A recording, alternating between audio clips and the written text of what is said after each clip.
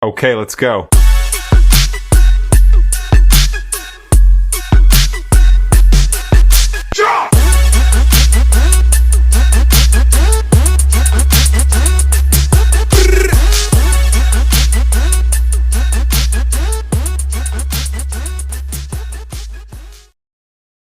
Hey guys, happy Wednesday. It's Marisol with Soul Stitchery, and today we're going to have another episode of One Quilt from start to finish.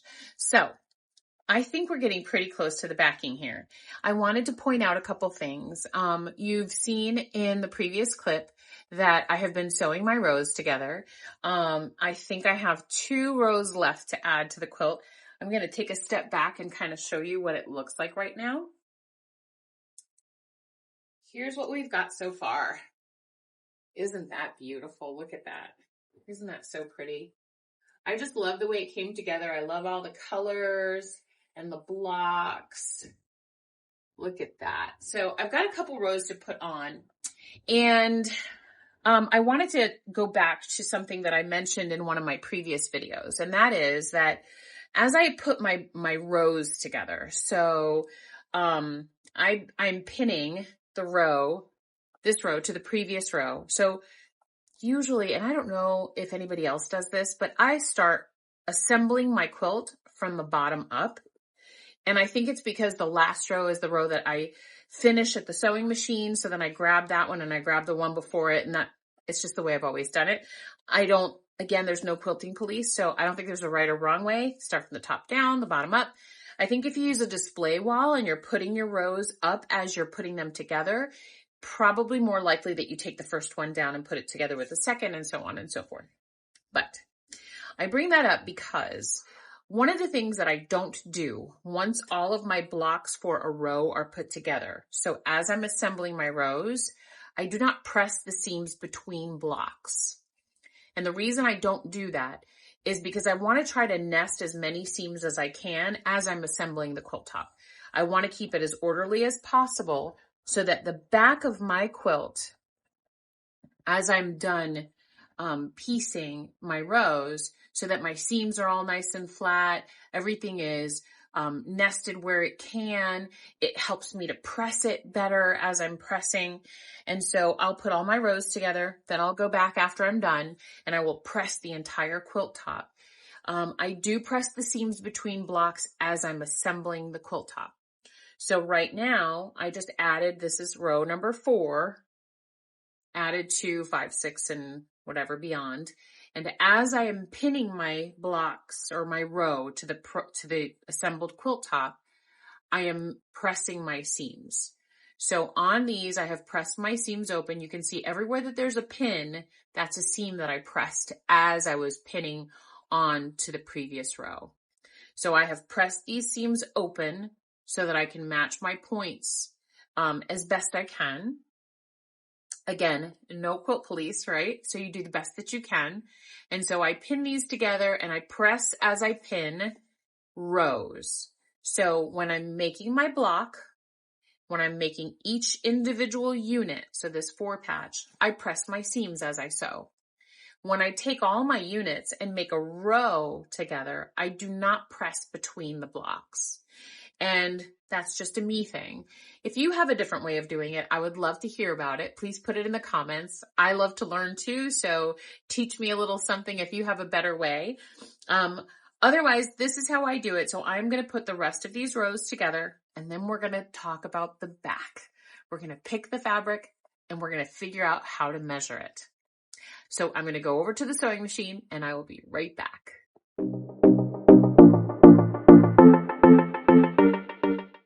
Okay, so here we are at one of the points, and you can see that on this side I can see a half a point, that half a triangle. If I flip this open, I can see where that point is here on the right side of the fabric, and I can see where the other point is on my other side, and I need to match those two. So basically what I do is I'll stick a pin in here, and I take a look, see that pin comes right through. Now I'm going to poke that pin right into that point, like so, and I'm just going to hold those two together with this pin until I get closer to the needle. So I'm going to go really slow because I don't want to sew into my needle. I'm going to hold that down. Make sure it's lined up nice. And you can see it's right in line with the needle coming down. So I'm going to let go now. I can see that little pinhole right there.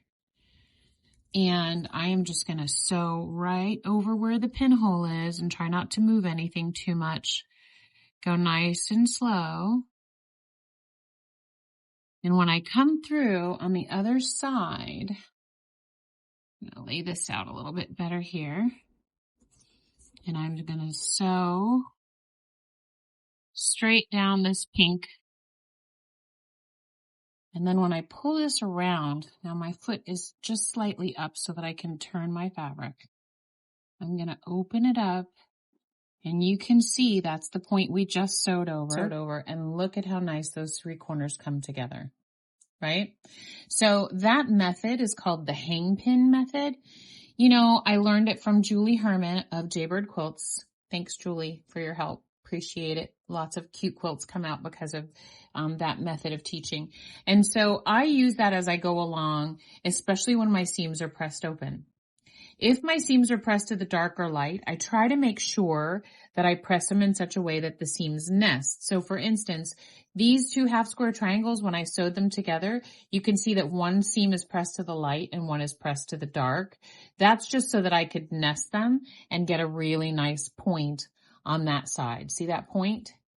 So that's because I nested those seams. Now, generally, there's so many different seam intersections that come together, like here and here, that Jennifer, when she designed her pattern, she called for the seams to be pressed open. That's just to avoid bulk in the seams. So if you do this method, I just pull the pin out, I find my point, right? So here.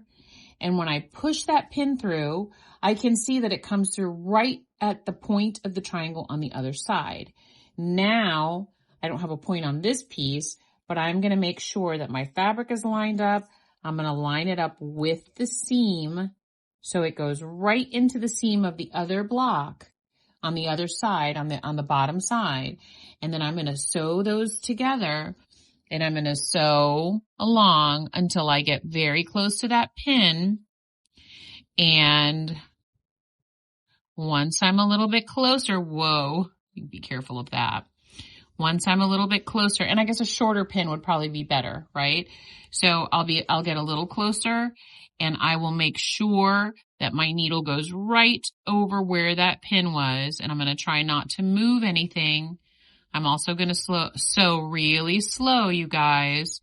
Lots of stopping and starting and tucking and making sure that my needle is going to go right over that point. Once I'm past the point, hey, at that point I can, maybe go sew a little faster, but I'm going to turn this around real quick. Well, let me sew a little more so you can see what I'm actually looking at. So we're just going to sew along here a little, give us some wiggle room.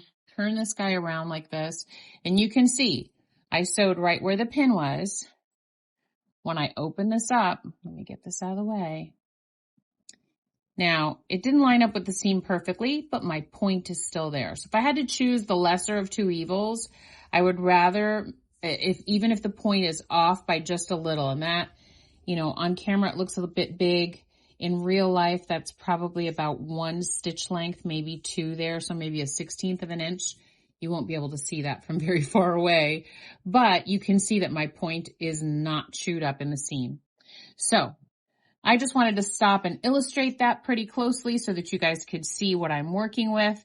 And then I will finish sewing these rows together and we'll get to cutting the back.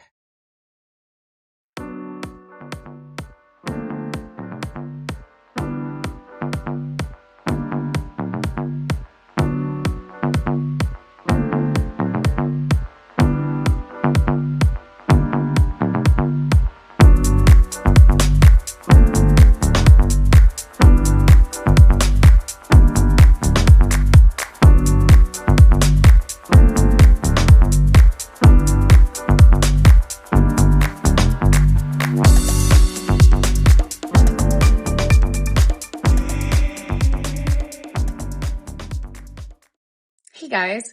Okay, so my quilt top is all done. I've sewed all my rows together. I have pressed everything nicely. And I've measured this quilt, and guess what? It is 80 by 90, just like Jennifer said it would be. So I know exactly how much quilt backing I need.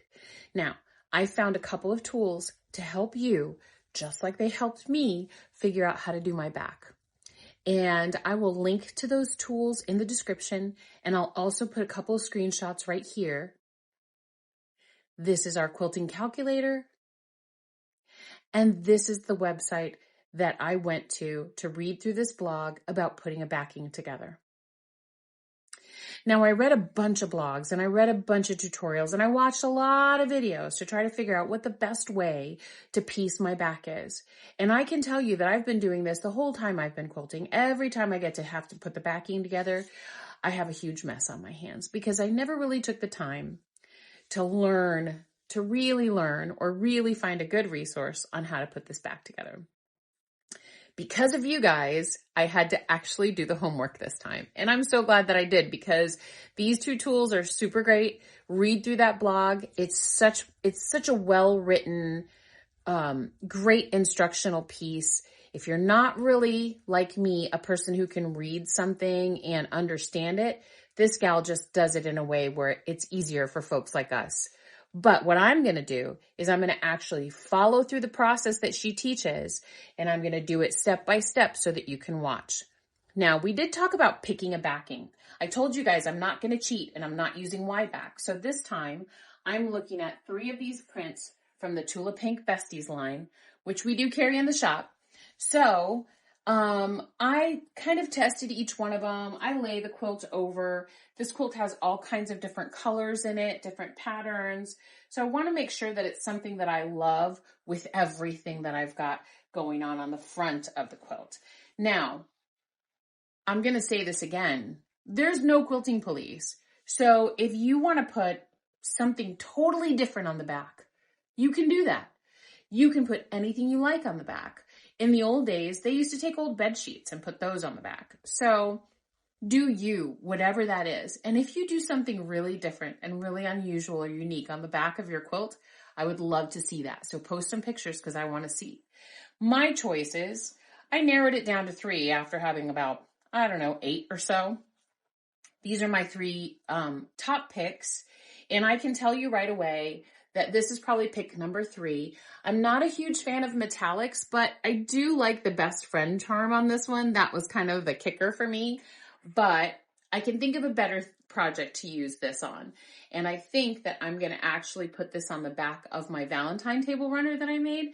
So you might see that in the future. I really do like it for that though. So this one's going to go to the wayside. And then I narrowed it down to these 2 guys.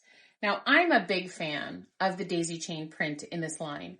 I really hope, and I don't think Tula takes advice from people like me, but if she's listening or watching, please don't get rid of this. Please put this in your true colors or your reorderables like the tiny dots and stripes and the neon pom-poms and the tent stripe. Like, please keep this because I love it. I think it goes great with lots of the different Tula stuff that I have in my own personal stash. I just love this print. I'm big into geometrics, and I also am a huge fan of hexes, as anybody that knows me knows. So we are seriously considering this because check out how it looks, right? It just looks so pretty. Isn't that nice? No matter how you look at that, it just, even with this blue, it just looks pretty. It doesn't matter which block you look at it with, it looks great. So this is a very significant contender. But then look at these cute guys. How cute are those? Aren't they? And the yellow and pink together, just love it. This is called Buttercup, I think. So I really like it. And you can see also another print that just says, yes, please. Yes, please. I'll have some more of that. I mean, it just looks great. So I am going to have to do like an eeny, meeny, miny, mo, or I'm going to have to stick a couple of pieces of paper in a jar and pull one out and see what comes up, because I can't decide. I almost wish I could use both of them. In the interest of time, however, I'm going to pick one. Let's see.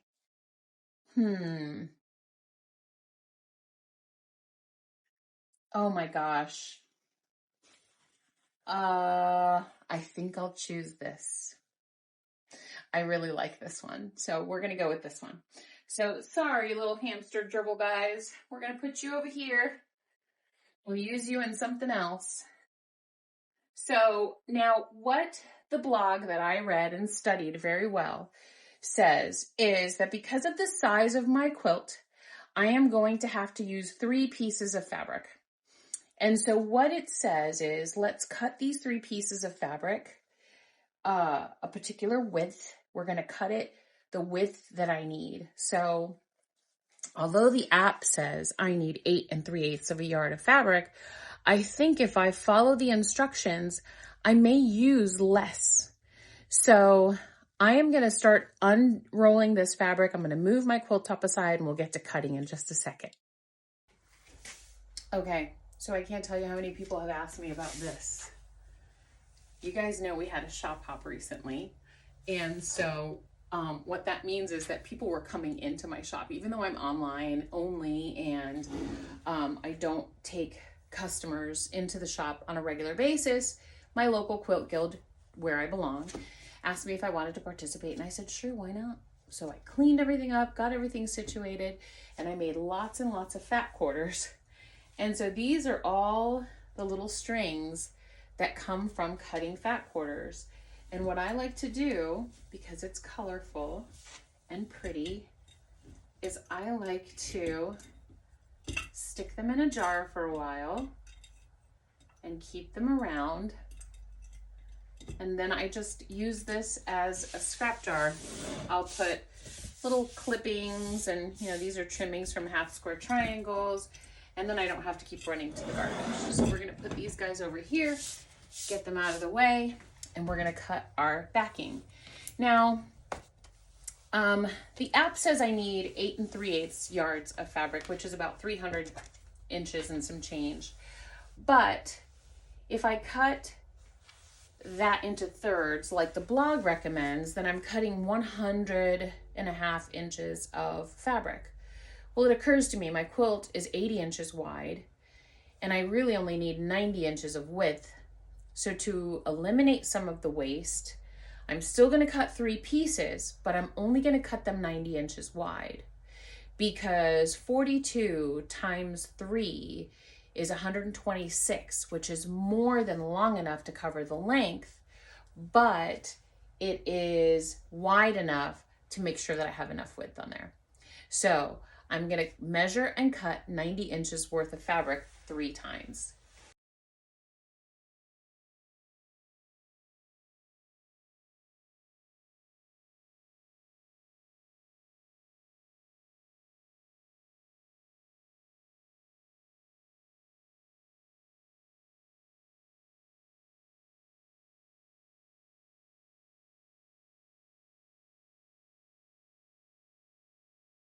All right, so all 3 of my pieces are cut. They should all be exactly the same measurement, right? So now what I'm going to do to prep this, to sew it together, to have a full complete back, is I am going to cut these selvages off. And I'm going to save them for my friend at the Quilt Guild because she collects selvages. So I'm going to just cut the selvages off, and then I'm going to sew these together, and I'm going to sew them together horizontally. I'm going to sew them together this way, horizontally. And once I cut those selvages off, I'm going to sew them together using a 1/2 inch seam allowance. Make sure you make a note of that. If you're a new quilter, a 1/2 inch seam allowance on your quilt back is going to give you a sturdier seam, and it's the only time that we deviate from that 1/4 inch seam allowance. So we're going to cut these off, we're going to sew these guys together, and we're going to have a complete back. And once we have that backing together, we get to make our quilt sandwich, and we get to quilt this guy. So I would love to hear from you if you want to watch the quilting process on the long arm, or if you would just like some tips and tricks on how to quilt on your domestic. I have another project that I'm working on that I can use the domestic machine and show you some quilting tips and tricks. Or we can just move right past the quilting and we can go to the binding. You guys get to decide. So for today, what I'm going to do is piece this together. I'll put a little video together, some time lapse so you can watch how the process goes, and then we'll talk about quilting next. You guys, thank you so much for your support. Thanks for following along. If you're sewing, again, I can't, go without reminding you to please post pictures of the quilts that you're making. I posted one today. Kendall, you did a great job. You did such a good job, and I love that you used Everglow to make the shipwrecked quilt. It looks phenomenal. And that's actually the same line that Jennifer used on the cover of her pattern when she created the pattern and put it together. So I am so, so happy that you did it. And I'm so happy that you did such a great job. It looks fantastic. If you guys haven't seen the picture, check out Soul Stitchery's Crafty Crew. Kendall posted a picture of the finished shipwrecked quilt top in Everglow, Tula Pink's Everglow fabric. And it looks fantastic. So thank you for sharing, Kendall. You guys, please feel free to post pictures. This is what it's all about. It's about the quilting community coming together and showing each other what we've made, a little show and tell, a little sharing of tips and tricks. Thank you so much. And I will see you guys next Wednesday with another episode of One Quilt from start to finish.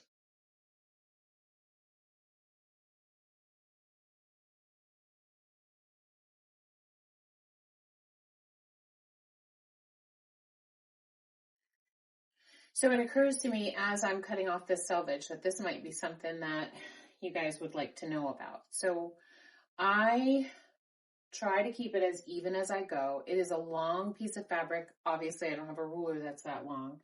So what I do is I line my fabric up. I line the fold on the mat. I line the straight cut edge on the mat, and then I line the ruler up on the mat so that I have a straight line every single direction. I can also check the selvage here, but that's not a really good guide, and I'll tell you why. Sometimes when fabric is printed, it's not always printed straight on the fabric. So you might figure out your straight of grain, and some people rip the end of their fabric, some people find it and then cut it, some people shift the ends so that you get a nice straight drape and then cut. For me, because this is the backing, because it's a little extra wide than what I need, I'm not too worried about an inch, a quarter of an inch, not a really huge deal. But I do want to make sure it's pretty straight because it'll help me when I go to square it at the end once it's all together. So I try to make sure that this cut is not necessarily the same distance from that selvage, but that it's a straight line.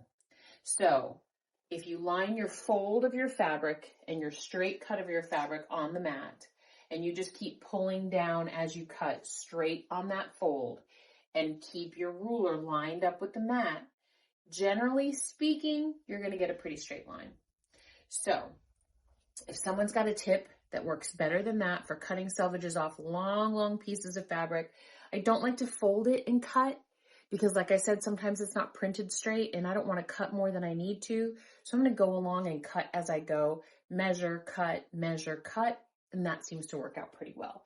So I have 3 of these to go, so let's do this together.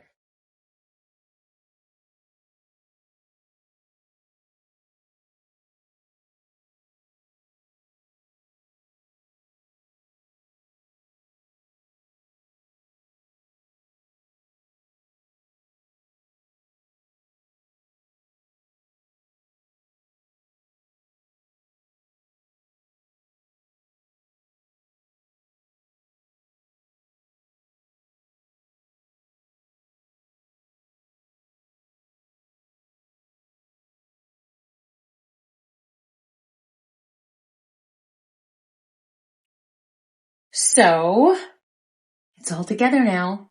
And just like that, I have my backing. Now, there are 2 seams in this backing. I folded it vertically so that you could see. One seam is here, right there. And then here's another seam because we had 3 pieces. And I'll show you what that 1/2 inch seam allowance looks like on the quilt back. If I can find it, here it is. So it looks like this. It's much wider than your regular. And see how it's mismatched, even though I cut them the exact same length, just because you can't always be exactly perfect, right? So now what I'll do is I'll fold it up and I'll square it. I'll make sure that this side is straight so that when I put it on the long arm, I don't have any problem with the squaring of the quilt as I pin it on. So now the question goes to you guys. Do you want to watch while I long arm this? Do you want to see how it goes, how I decide how to quilt it? Or would you like me to take a different project, which in my case is going to be this cute little heart-shaped table runner that I made. And I can quilt this on my domestic and show you guys a couple of tips and tricks on how to use rulers and how to do a little free motion on your machine if it allows that. And if it doesn't allow that, how to just do a straight stitch in the ditch and make it look really pretty, even though it's not super quilted and all kinds of fancy. There is that little charmer back that I told you I would use. I think this is going to look fantastic. I'm super excited. So post in the comments, let me know what you want to see, and that will be next week. But for now, we're all done with this part of One Quilt from start to finish. We've got our quilt top done. We've got our back pieced. I have lots of pressing to do to get all the wrinkles out. In the meantime, while I'm waiting, I'll fold this up. So I want to try to preserve as much of the pressing that I've already done as I can. So I try not to put it away crinkled or wrinkled. Try to make sure that it's all folded up nice and neat. So I keep as few wrinkles in it as possible. I'm super excited to quilt this with you guys, whether we do it on the long arm or we do something on the domestic or maybe a little bit of both. I'm excited. Thank you so much for your support. Thanks for hanging out. Thanks for taking this journey with me. If you bought a kit and you're sewing along, super happy that you did that. And I would love to see pictures. So I'll see you guys next Wednesday with One Quilt from start to finish. And that might be one of the last few episodes on this quilt. Thanks again for your support, and we'll see you soon.